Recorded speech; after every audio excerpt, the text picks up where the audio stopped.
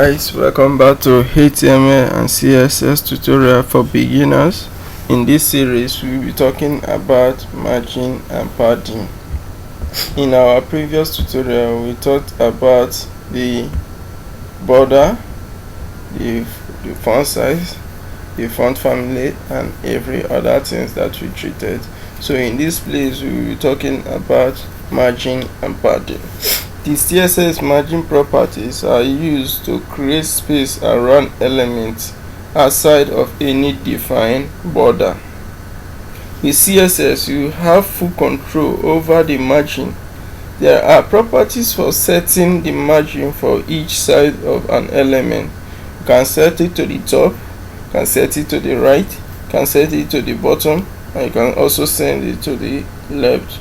So for us to be able to achieve that, we're looking at some of the examples of the margin.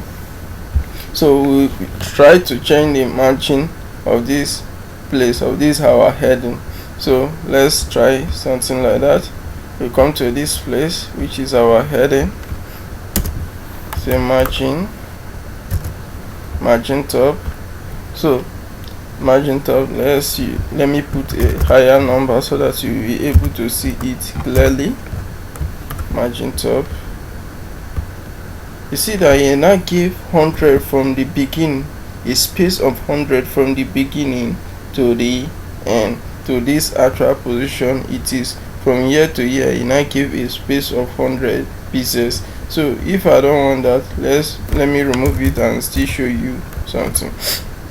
Now this is for that. You can see in this place that between here and here there is a space, a white space. What if I don't need this white space now?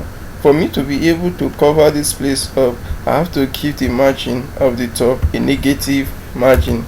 Instead of me to add it, I will now remove it. Let's remove it by 30 pieces and see how it will work. You see that it over cover, so let's take it back a little. Let's take it back by 10. You see that the space is now covered. So that is how to use your margin. You can also use the margin in your left. You have the margin left, the margin right. Say margin what? Left. So if I give a margin left, let me use a big number so that you'll be able to see it more clearly. So you see that you have to push it away from the left. So when you measure from here to here, it will not give you 100 of space, just like when we did it at the margin top. But this we don't need it, so we just remove this out. You can also do that in the right. The right margin, you can say 100 pieces from the right, so which will give 100 pieces distance from the right. So that is how to use a margin as well. You can also do it to the bottom. So let's try to cover the space between this navigation and our image. So for us to be able to achieve that, we come back down to this place and say margin bottom. So in our margin bottom, we have to reduce it. Let's try to reduce it by 10 pieces and see. We reduce it by 10 pieces.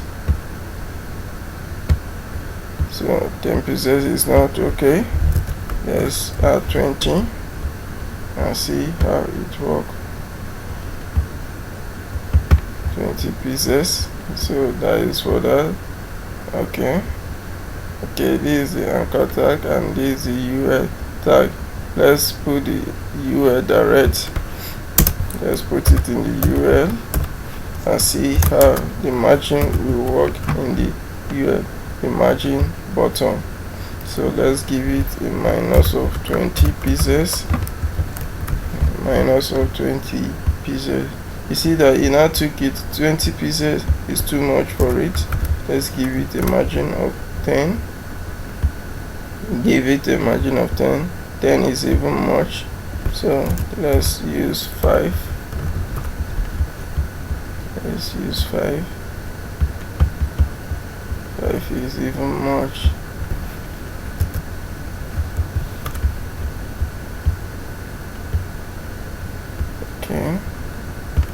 let's use 2.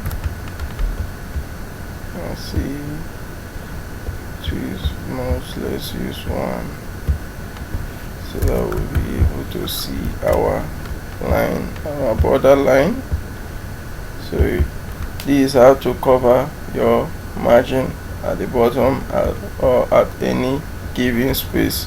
So that is for that. And another thing also that we will be looking into is the padding. So the padding as well is the space between the element and the border. Padding is the space between the element and the border. So for us to do that, for us to have access to this, we have to go back and give it a padding name. So how do we achieve this? Like I say padding is a CSS property that are used to generate space around an element content inside of any defined border. That means let's remove this one so that we will be able to see the actual effect. Let's save it. So in this place that we give a border, let's try to give it a padding right, padding top, or anyhow we wish it to be. Let's call it 10 pieces. So you see it gives the a space. You see that it now give a space from the element to the border. You remember where we treated about element, mean what goes in between the tag is known as the element. So we can as well give it to the left or the right. Say padding. You see, you have to close this one first so that the next one will be able to come out. Padding left or padding right, anyone you wish to use. So let's save. You see, it has automatically given to the left. What of if I choose padding only? Nothing like padding. Let me just use padding and give it a 10 pieces. Now this one will automatically affect it always run by 10. See that from here to here and from here to here, from here to here, from here to here is the same. So that is how to use padding. And another way also to use it, padding, is in this format. Now in padding, let's save it first and see and return it to the initial stage. Now if I call it 10 pieces,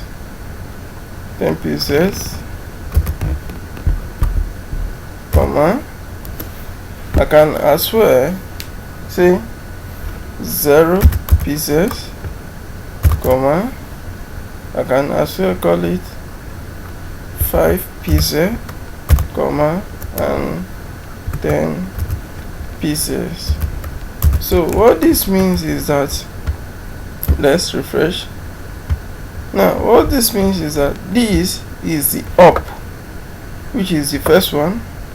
So this 0 is the right, this 5 is the bottom, and this 10 is the left. So if you observe here, you see that the distance from here to here is the same as distance from here to here because of the 10.